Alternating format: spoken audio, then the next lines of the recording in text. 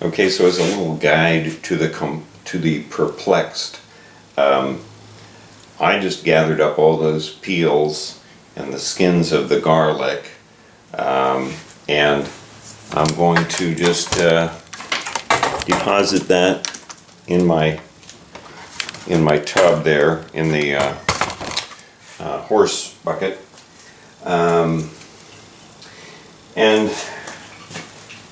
particularly because garlic has a garlic odor, I will end up containing that. I'm going to take it out of the bucket and put it in here so that it is less reekful in the kitchen, also less attractive to flies, so which, you know, is one of those things that the landlord really does not like, is having flies all through the house, even if you think they're cute and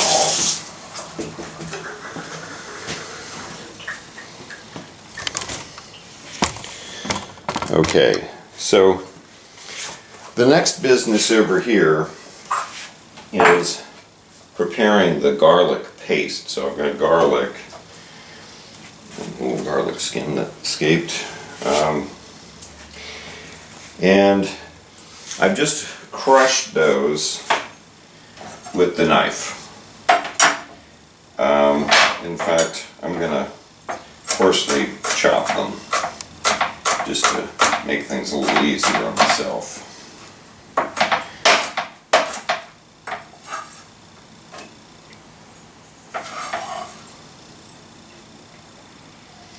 And the mortar and pestle is a very useful kitchen tool.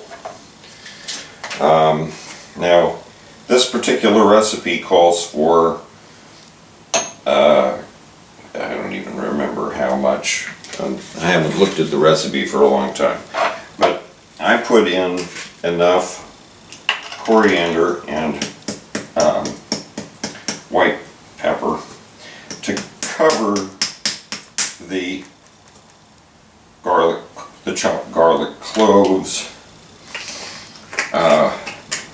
This is, oh, I just remembered another thing that goes in the recipe, which is curry powder, and I like Madras style curry powder, and I happen to like this brand, but there are many, and many of them are just as good, if not better than that one. So, then we get to do something fancy and macerate this into a paste. And if you haven't macerated a paste, why, you're really missing out.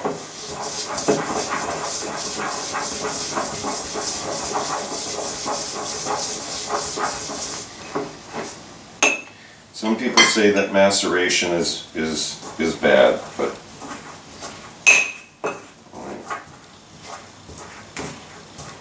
it's hard to get a paste without some crushing.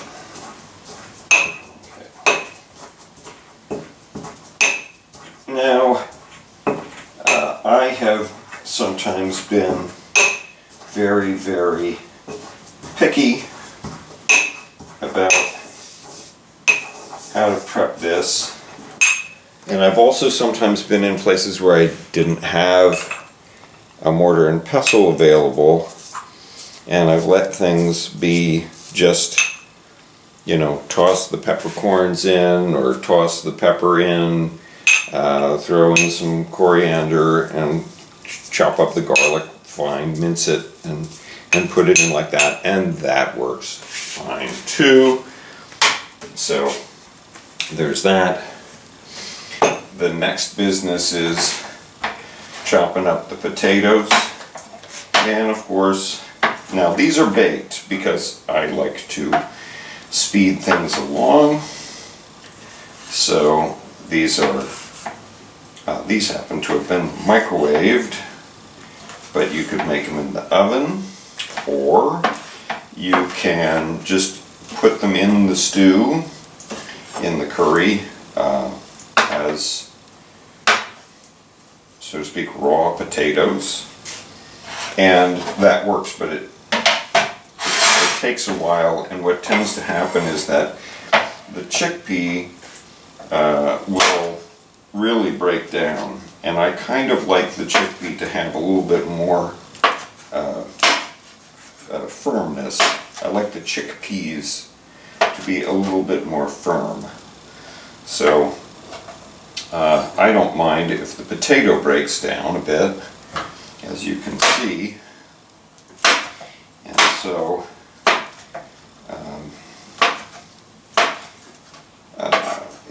it all kind of depends on what you want. These are maybe a little bit more cooked than I had intended. I just wanted them to be a little further along, but I just got this microwave and I'm still learning what it can do.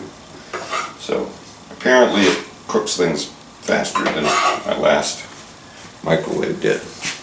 And now got a dirty knife, and if you weren't familiar with this, potato starch becomes very sticky and hard to get off if you don't get it right away. So I washed the knife, I cleaned the knife off, and once it's dry, I put it back in its place over there.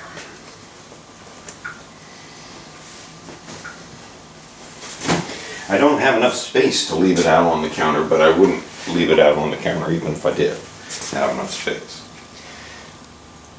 So that's actually really more potato than I need to make this recipe. I only need about half of that, but my doctor told me I shouldn't be eating so much potato, so that's not the reason why I would cut it back. It just turned out to be a lot of potato. But I also have to drain the chickpeas. So a convenient way to do that is to use a strainer.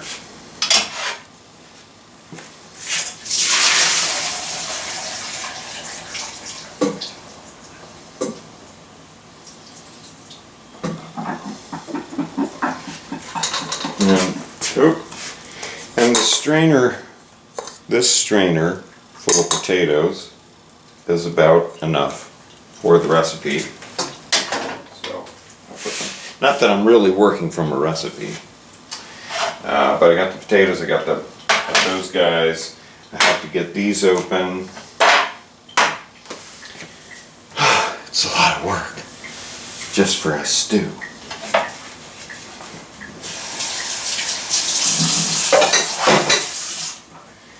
Alright, I'm going to do a little bit more sort of preppy things here.